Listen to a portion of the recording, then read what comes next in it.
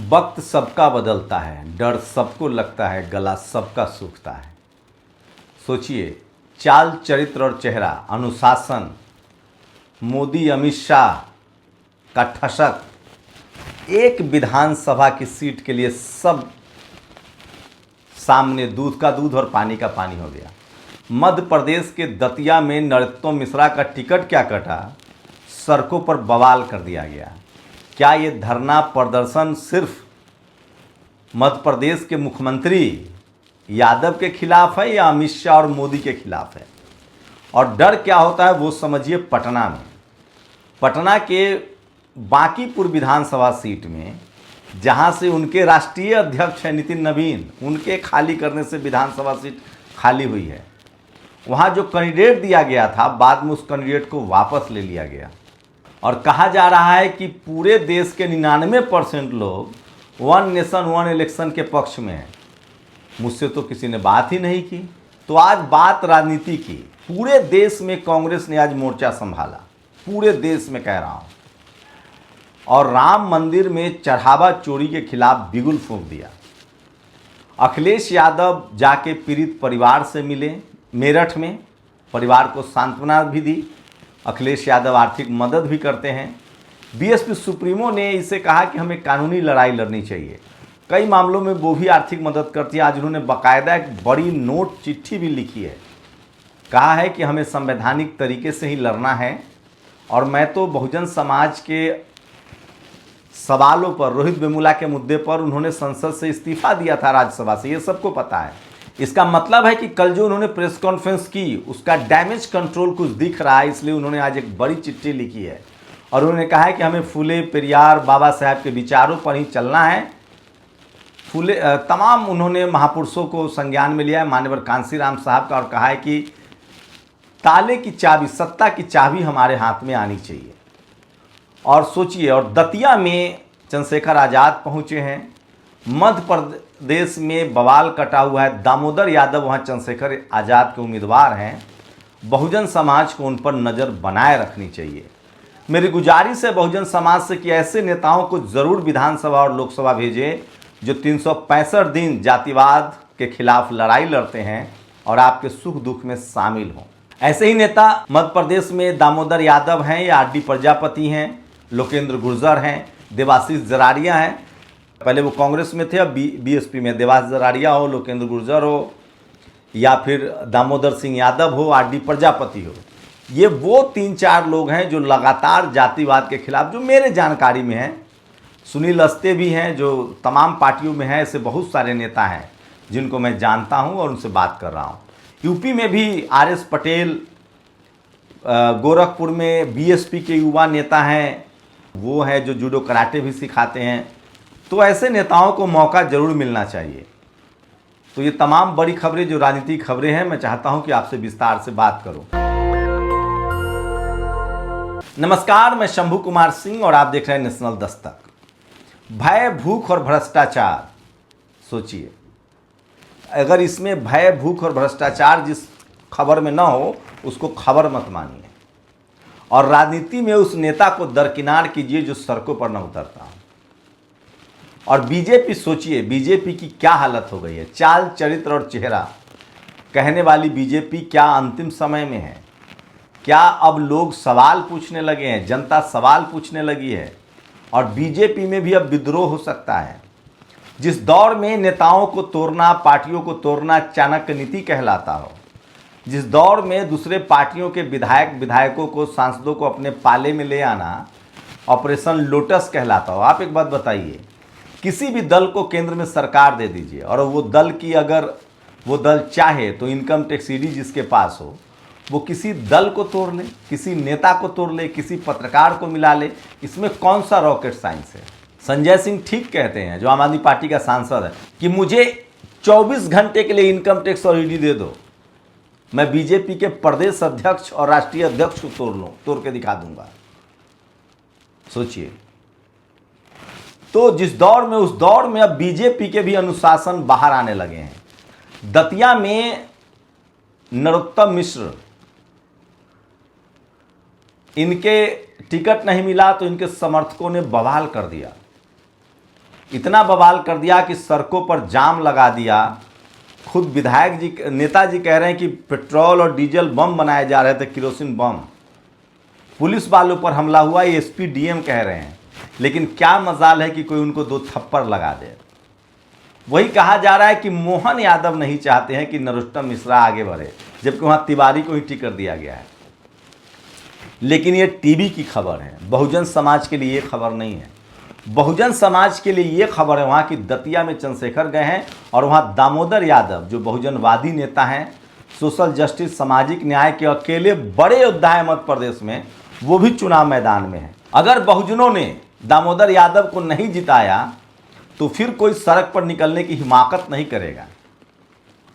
तो आप अपने बड़े नेताओं को पहचानिए। आपने चंद्रशेखर को राजनीति में लाया, ये मॉडल हमेशा से बहुजन समाज के लिए कारगर रहा है। आपने जगदेव बाबू को लाया, कर्पूरी ठाकुर को लाया, मान्यवर कांसी राम साहब को लाया, सोनेलाल पटेल को लाया, रामस्वरूप वर्मा को लाया, रामवरण यादव को लाया, लालू यादव को लाया, रामविलास पासवान जी को लाया, नीतीश कुमार को लाया, शरद यादव को लाया, करुणानिधि को लाया, स्टालिन को लाया। सड़क का नेता चुनिए। दामोदर यादव मध्य प्रदेश में, फूल सिंह बड़ैया भी कभी बीएसपी के प्रोडक्ट थे, अब कांग्रेस में है, अब उम्र हो गई। लेकिन दामोदर यादव जो हैं उन्होंने पिछले कई सालों में आरडी प्रजापति, दामोदर यादव, देवाशीष जरारिया जो बीएसपी के युवा नेता हैं, या फिर लोकेंद्र गुर्जर, अगर ये लोग कहीं से चुनाव लड़ते हैं तो मैं बहुजन समाज को कहूँगा कि इनको ज़रूर जिताइए। ये वो लोग हैं जो 365 दिन सड़कों पर संघर्ष करते हैं। चाहे दामोदर यादव हो, चाहे देवाशीष जरारिया हो बीएसपी के, चाहे लोकेंद्र गुर्जर हो, चाहे सुनील अस्ते हो, ऐसे बहुत सारे नाम होंगे। लेकिन जो लगातार मैं जिनको सोशल मीडिया पर देखता हूँ, जो सत्ता से सवाल पूछते हैं, जातिवाद के खिलाफ आंख में आंख डालकर काम करते हैं। तो बहुजन समाज के लिए ये बड़ी खबर है और चंद्रशेखर वहाँ पहुँचे हैं। देखते हैं उनको कितना। मैं फिर कह रहा हूँ, बीजेपी, कांग्रेस, किसी पार्टी में मत फंसिए। कुछ बहुजन ऐसे नेता हैं जैसे मान्यवर साहब थे, मायावती जी हैं, इन सब के लिए पार्टी से बढ़कर काम कीजिए। तो अभी दतिया में तो मुझे दामोदर यादव दिख रहे हैं जो सामाजिक न्याय के बड़े योद्धा हैं, आरडी प्रजापति हैं। ऐसे लोग जीतेंगे तो बड़ी लकीर बनेगी। जैसे यूपी में आरएस पटेल को जिताइए, जहां शोषित वंचितों के खिलाफ अत्याचार जैसे चंद्रशेखर पहुंचते हो वैसे आरएस पटेल पहुंचते हैं। सोचिए, नेता बनाया जाता है, टीवी अखबार बनाता है। कन्हैया को नेता टीवी अखबार ने बनाया है। आपको बता दें कि पटना में जो पीके है उसको नेता टीवी अखबार ने बनाया है। लेकिन बहुजन समाज के पास टीवी अखबार नहीं है। जो भी सोशल मीडिया पर लोग हैं मैं उनको बताना चाहता हूँ। सोचिए, बीजेपी को पटना में अपना उम्मीदवार बदलना पड़ गया। लेकिन सच्चाई यही है कि पटना में मुकाबला बीजेपी वर्सेज आरजेडी है और पीके जो है वो एक सोशल क्रूसेडर बनने की कोशिश कर रहे हैं। लेकिन क्या जनरल कैटेगरी के लोग उनको वोट देंगे? उनकी कोशिश है कि गैर सवर्णों का वोट लिया जाए। सवर्ण तो बीजेपी के साथ जाएंगे, तो गैर सवर्णों का वोट लिया जाए।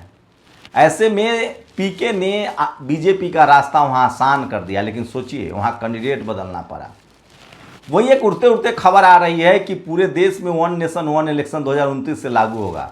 मैं इसकी पुष्टि नहीं करता हूँ, लेकिन सोशल मीडिया पर लिखा जा रहा है कि ये हो सकता है। 99% लोगों की सहमति है कहा जा रहा है। इसमें भी एक दलित समाज से आने वाले पूर्व राष्ट्रपति को आगे करके ये सारा खेल चल रहा है। देखते हैं क्या होता है। आज कांग्रेस ने पूरे देश में प्रेस कॉन्फ्रेंस की चढ़ावा चोरी को लेकर। पूरे देश में कह रहा हूं, तो पूरे देश में एक साथ। और ये सबसे बड़ी खबर है। वहीं अखिलेश यादव ने जाकर मेरठ में पीड़ित परिवार से मुलाकात की। चंद्रशेखर भी पीड़ित परिवार से मिले हैं। मायावती जी ने आज फिर एक बड़ी प्रेस रिलीज जारी की और उन्होंने कहा कि हमें संवैधानिक तरीके से ही अपने लड़ाई को लड़ना पड़ेगा। तो चलिए, सोशल मीडिया की ताकत है। ये मैं बार बार कह रहा हूँ दलित, पिछड़े, किसान, आदिवासी, अल्पसंख्यकों से कि सोशल मीडिया पर लिखिए, पढ़िए, बोलिए। अगर मेरठ की घटना, ऐसे रोज़ पहले मेरठ होते थे, रोज़ रोहित वेमुला, जब बहुजनों के हाथ में मोबाइल नहीं था और सोशल मीडिया नहीं था। और अब मजबूरी है कि टीवी अखबार को भी बोलना पड़ रहा है। अपनी लड़ाई आपको खुद लड़नी पड़ेगी, अपने संवैधानिक अधिकारों की रक्षा करनी पड़ेगी, तभी दुनिया बोलेगी। अगर इस देश में सपा, बसपा, आरजेडी, जेडीयू, तमाम बहुजन दल एक साथ आकर लड़े तो इस देश में तमाम जो सवर्ण लीडरशिप वाली पार्टी है, चाहे वो कांग्रेस हो चाहे बीजेपी हो, वो सिर्फ अमीरों की पार्टी है, जनाधार वाली पार्टी नहीं है। ये तो बहुजन समाज का आपसी फूट है, आपसी उनके कार्यकर्ताओं का सर फुटौल है। नहीं तो अगर बहुजन समाज के नेता देश में एकजुट हो जाएं, दलित, पिछड़े, किसान, आदिवासी, अल्पसंख्यक लीडरशिप वाली पार्टियां, और इनमें इन लोगों का अहंकार भी है, एक दूसरे से बात करने की कोशिश तो कीजिए, इससे पहले कि बहुत देर हो जाए। लेकिन हमारे जैसे तमाम लोग जो समाज के प्रति जिम्मेदार हैं, इस देश के संविधान, देश के प्रति जिम्मेदार हैं, हमारे महापुरुषों के प्रति जिम्मेदार है, क्योंकि मुझे लगता है कि इस देश के 90% दलित, पिछड़ा, किसान, आदिवासी, अल्पसंख्यकों को जो भी मिला है वो संविधान की वजह से मिला है। और आज भी जाट, पटेल, मराठा, गुर्जर, मैं चैलेंज करता हूं, कुर्मी, यादव, कुशवाहा, ये तमाम ओबीसी की 4000 जातियां, कितने हाईकोर्ट, सुप्रीम कोर्ट में आप जज हैं, कितने ब्यूरोक्रेसी में है, जुडिशियरी में है, मीडिया में है, स्पोर्ट्स में है, सिनेमा में है, आपका रिप्रेजेंटेशन कितना है? अभी भी इस देश में 10% लोगों के पास 90% संसाधन है। मतलब 10 लोग 90 रोटी ओवर ईटिंग कर रहे हैं, और 90% लोग जिसमें दलित, पिछड़ा, किसान, आदिवासी, अल्पसंख्यक है, उनके पास सिर्फ 10 रोटियां हैं। एक बेहतर भारत बनाने के लिए संसाधनों का वर्गीकरण होना चाहिए, और यही रिजर्वेशन देता है। सोचिएगा जरूर।